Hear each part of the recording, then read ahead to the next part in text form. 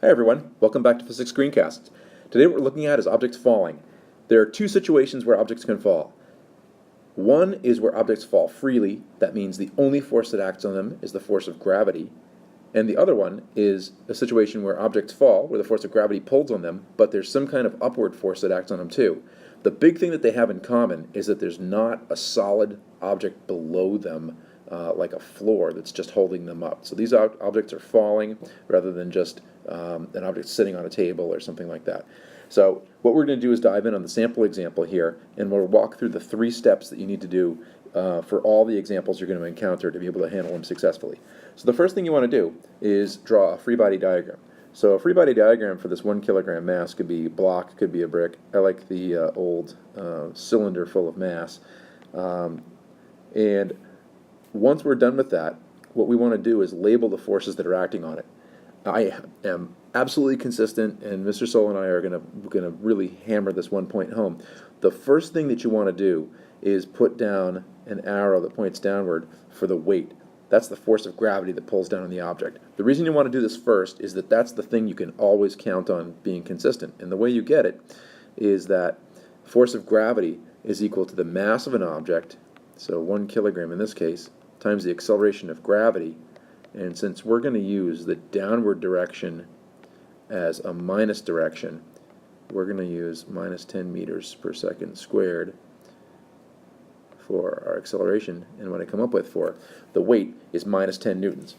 So that part's done. That's the most important part, and we get it out of the way first.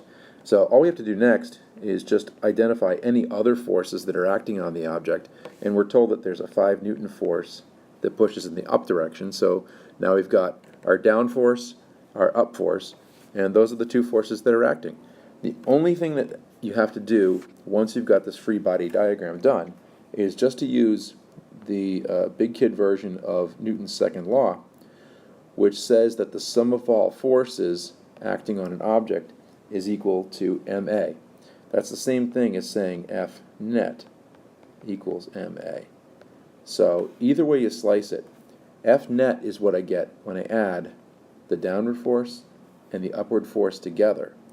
And so what I'm going to do is just take these right here and write down what I said, add up all the forces, minus 10 newtons plus 5 newtons equals m, 1 kilogram, times a, and that puts us in a position pretty easily where we can go ahead and solve for a, and we're going to do that right now.